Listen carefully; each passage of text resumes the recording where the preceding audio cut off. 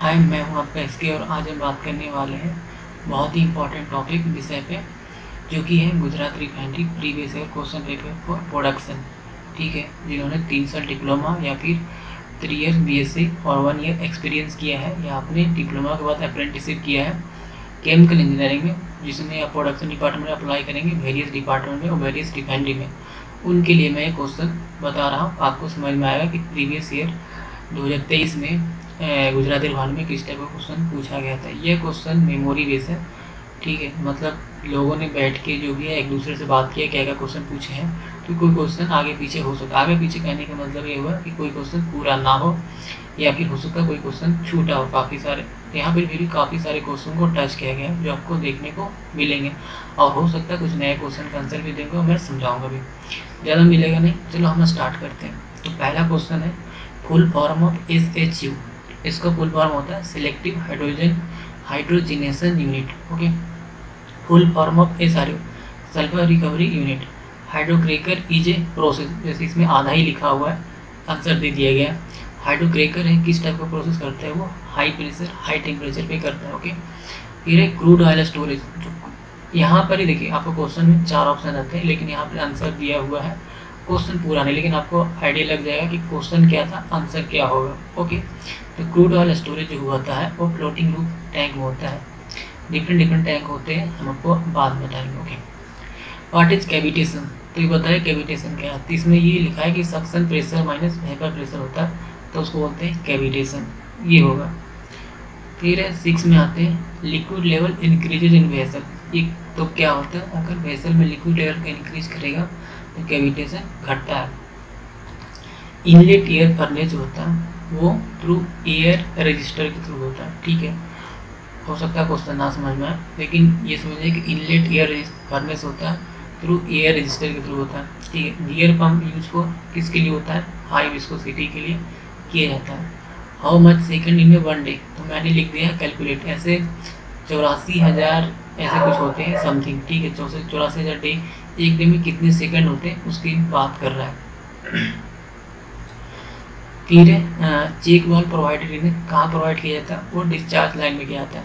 ये चेक वाल जो बात कर रहा है वो हमेशा पंप की बात कर रहा है, ऐसे बहुत सारे लाइन में दी जाती है, लेकिन यहाँ पर ऑप्शन था 4 में, तो डिस्चार्ज लाइन लगा दिया गया है। चेक वाल वही जिसको NRV भी बोला जाता है। TMT फुल फॉर्म नेम क्या है, ट्यूब मेटल टेम्परेचर बोलते हैं, TMT। Okay, balance draft furnace जो होता है एक कम्बिनेशन होता है both ID and FD।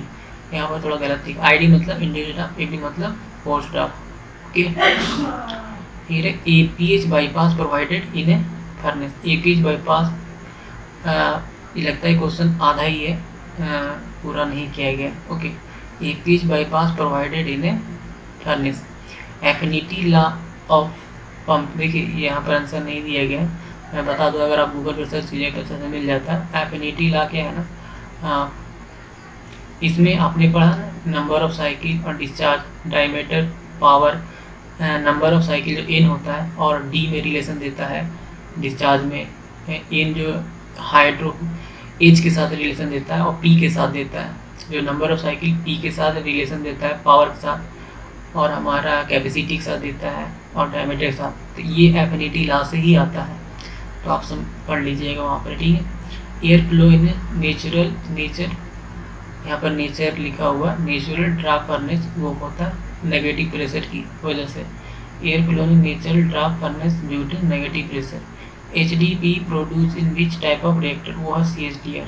HDP मतलब होता है हाई डेंसिटी पॉलीइथिलीन। CHDR मतलब continuous steam tank reactor. Okay, फिर tube support is provided in heat exchanger. तो हीट एक्सचेंजर में ट्यूब जो सपोर्ट के लिए प्रोवाइड किया जाता है वो है बैफल को ही, बैफल के द्वारा ट्यूब को सपोर्ट किया जाता है। क्वेश्चन आया था शेप ऑफ पॉलीप्रोपिलीन, तो मुझे ऑप्शन पता नहीं है, तो इस तरह के ये होते हैं, शेप होता है पॉलीप्रोपिलीन का। पेट्रोलियम प्रोडक्ट और क्लासिफाइड वो होता है बाई फ्लैश पॉइंट के द्वारा किया जाता है। Class of petroleum product flash point below 23 degree. Class ई, ऐसे यहाँ पर एक्चुअली में कैपिटल लिखना चाहिए, जो क्लास ई पेट्रोलियम प्रोडक्ट होते हैं उसका फ्लैश पॉइंट 23 डिग्री से कम होते हैं। Priming done for NPSH, priming किया जाता है NPSH के लिए। ठीक है, piston pump comes under spelling भी काफ़ी ज़्यादा गलत लिखा हुआ है। कम्स अंडर आता है पॉजिटिव डिस्प्लेसमेंट पंप में आता है, ठीक है। Which gas concentration is most dangerous, 4 option दिया हुआ, यहाँ पर Cl2 लिखा गया है, ठीक है। Cl2 से ज़्यादा डेंजरस है। यहाँ पर स्पेलिंग मुझे कंफ्यूजन है, ब्रीच होता है या ब्रीज, जो लोग बोलते हैं ब्रीज बोलते हैं या ब्रीच, जो भी हो। ये जो हीट एक्सचेंजर है वह दिया जाता है, shell and tube heat exchanger में यूज़ किया जाता है। आप जब DHDT प्लांट में जाएंगे तो वहाँ पर आपको मिलेगा ये। Starting of reciprocating pump delivery valve क्या किया जाता है, ऑफ में रखा जाता है। Double pipe heat exchanger is used for low heat duty and low area available. तो डबल पाइप हीट एक्सचेंजर है वो लो हीट ड्यूटी के लिए और लो एरिया जहाँ पर ही हमको अवेलेबल है उसके लिए यूज किया जाता है। कन्वेक्शन इज, हो सकता है आपका ऑप्शन कुछ और हो, लेकिन मैंने ये लिख दिया गया है। Convection is caused by the, किस लिए होता है, डेंसिटी डिफरेंस की वजह से होता है। मिनिमम सीवेज, कार्बन पर हाइड्रोजन रेशियो होता है किसमें, गैसोलीन में होता है। Which fluid taken in line first in heat exchanger, कोई हीट एक्सचेंजर में उसमें सबसे पहले फ्लूइड कौन सा लिया जाता है, कोल्ड, हॉट या फिर ऐसे लिखा तो सबसे पहले कोल्ड को लिया जाता है। मतलब कोई हीट एक्सचेंजर मेंटेनेंस में गया है या फिर लाइन में ले गए हैं, ठीक है, तब की बात कर रहा है। और सेम उल्टा हो जाएगा, कोई लाइन में है उसको हमको मेंटेनेंस देना था, सबसे पहले हॉट वाला को हटाया जाता है, मतलब लाइन बंद किया जाता है। Which flow circulating is taking before taking, which flow circulating taking before vacuum system in line, कुछ which flow circulating is taking before vacuum system line के लिए लिया जाता है। क्वेश्चन पूरा नहीं कर पाया है इसके वजह से। In case lube oil pump trip इन, अगर मतलब बोल रहा है कि ल्यूब ऑयल पंप है वो ट्रिप कर जाता है तो AOP जो है ऑटोमेटिक स्टार्ट हो जाता है। AOP एक्सिलरी ऑयल पंप इसको बोला जाता है, ठीक है। In distillation column pressure increase किया जाता है टॉप टू बॉटम, जब आप एक कॉलम में टॉप से बॉटम की ओर आते हैं तो प्रेशर बढ़ता है। In distillation column one plate is consider as a theoretical place, उसको बोलते हैं वेपर लिक्विड इक्विवेलेंट, जहाँ पर वेपर लिक्विड इक्विवेलेंट रहता है उसको बोलते हैं हम लोग, कंसीडर किया जाता है कि थियोरेटिकल प्लेट है, ठीक है। फुल फॉर्म ऑफ LMTD और heat transfer rate is proportional to temperature gradient, ठीक है। मुझे ये समझ में आता कि दोनों का क्वेश्चन है या फिर अलग है, तो हीट ट्रांसफर रेट जो प्रोपोर्शनल होता है वो टेम्परेचर ग्रेडियंट के में होता है, और फुल फॉर्म होता है लॉग मीन टेम्परेचर डिफरेंस।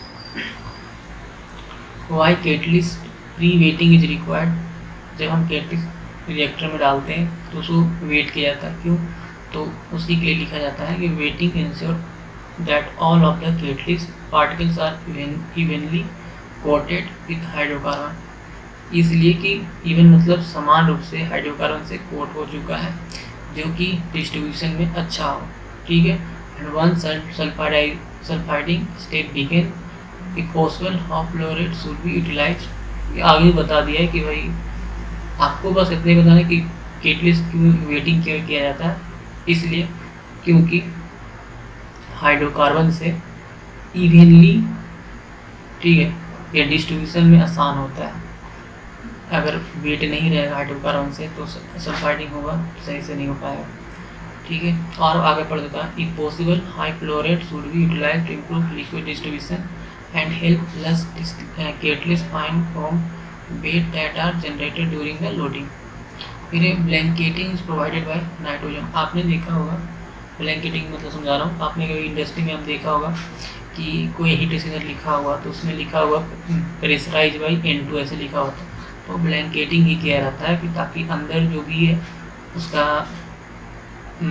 वाल है ट्यूब हीट एक्सचेंजर या कोई मटेरियल का वो रिएक्शन ना हो एयर से या फिर किसी और से, ताकि ख़राब हो, इसलिए वो किया जाता है। या फिर ऐसे ही प्लांट में बहुत सारे कोई रिएक्शन ना हो, बंद हो, तो उसमें नाइट्रोजन ही भर्ती रहता है। ब्लैंकेटिंग के मतलब यही हुआ, ठीक है, तो नाइट्रोजन के थ्रू किया जाता है। At minimum reflux ratio utilize operating cost less होता है। फीड ऑफ इंडिमक्स यूनिट उसको बोलते हैं हैवी डिस्टिलेट, इंडिमक्स यूनिट का जो फीड है उसको बोलते हैं heavy distillate. Raw material of MTB methanol and isobutanol होता है MTB का। Raw material of LAB both kerosene and benzene. Motor fan is use in motor for cooling of binding. Which fluid taken in line first in condenser, तो उसको बोलते हैं लिया जाता है वो कोल्ड, एक toxic gas leaking, then what you have to do. यहाँ पर ऑप्शन नहीं दिया तो, लेकिन जनरली बिना ऑप्शन के ही साथ बताया जा सकता है। अगर कोई टॉक्सिक गैस लीक हो तो सबसे पहले यही काम है भाई, अगर तो क्या बोलते हैं इंडस्ट्री पॉइंट ऑफ व्यू से भाई अपना पहले जान बचाना होता है। लेकिन यहाँ पर ऑप्शन यही होना चाहिए कि जहाँ लीक किया वो सबसे पहले लाइन को बंद किया जाता है। ठीक है। Hydrocarbon drain in CBD, hydrocarbon कहाँ ड्रेन किया जाता है? सीबीडी में, क्लोज ब्लो डाउन बोलते हैं इसको। Drain and vent of high pressure LG CBD and flare, जो हाई प्रेशर ड्रेन और वेंट होता है उसको कहाँ किया जाता है? उसको सीबीडी और फ्लेयर में दिया जाता है, वेंट किया जाता है। Large column type divided in part of prevention, large column जो होते हैं वो डिवाइडेड किया जाता है पार्ट में। वो क्यों? ताकि चैनलिंग ना हो। चैनलिंग मतलब ये हुआ कि सारा मटेरियल किसी एक कॉलम की दीवार से ना चला जाए। ठीक है, इस यूनिफॉर्मली डिस्ट्रीब्यूट हो। अगर वो एक दीवार से चला गया किनारे साइड से, एक साइड से, तो उसको बोलते हैं चैनलिंग। ठीक है। Meaning of delta T in LMTD, temperature difference in, temperature difference बोलो या फिर ग्रेडियंट बोलो, टी के मतलब यही होता है। Heat transfer rate is dependent on LMTD. H2 makeup in RGC, H2 makeup किया था आरजीसी में, रिसाइकल गैस कंप्रेसर बोलते हैं। पीएसए मिनिमम प्रेशर मतलब पर्जिंग के यूज़ करते हैं। पीएसए मिनिमम प्रेशर, देखो ये क्वेश्चन जो मुझे खुद स्पष्ट होकर क्लियर नहीं है, मैंने ऑप्शन लिख दिया हूँ पर्जिंग। ठीक है। नैफ्था स्टेबलाइजर प्रेशर जो होता है वो 10 kg के आसपास ही होते हैं। फर्स्ट स्पीकर ऑफ लोकसभा, जो लोकसभा मतलब देश का जीवी मावलंकर थे। ओके। सार्क एस्टेब्लिश, ESTABLSI होना चाहिए, लेकिन लिख दिया है गलत थोड़ा सा। सार्क एस्टेब्लिश हुआ था 1985 में। फॉर्मूला फ्लापिंग गैस N2 जानती होंगे। Due to hydrogen leak what happen, वहाँ पर हाइड्रोजन लीक होता है तो हीटिंग टेक्स प्लेस। मुझे थोड़ा सा सस्पेक्ट है कि वहाँ पर हीटिंग होता हो। चलो ठीक है, मुझे एग्जैक्ट पता नहीं है कि वहाँ पर कूलिंग होता है, लेकिन ये हीटिंग लिखा हुआ, इसलिए जब लीक होता है बहुत हैवी मात्रा में तो तुरंत जल भी जाता है। What is added in DM water for quality, तो वो होता है कि सभी उसमें डाला जाता है। 4 ऑप्शन दिए हुए थे जिसमें पोरकोलॉन और मॉर्फोलिन ये डाला जाता है क्वालिटी के लिए। पंप अराउंड क्रूड पंप, वो 65 to 70 डिग्री टेम्परेचर होते हैं। क्रूड पंप में जो पंप का टेम्परेचर है उसकी बात कर रहा है। LP steam is use for removal of O2, ये टेम्परेचर इंक्रीज देन गैस और रेटिंग घट जाते हैं।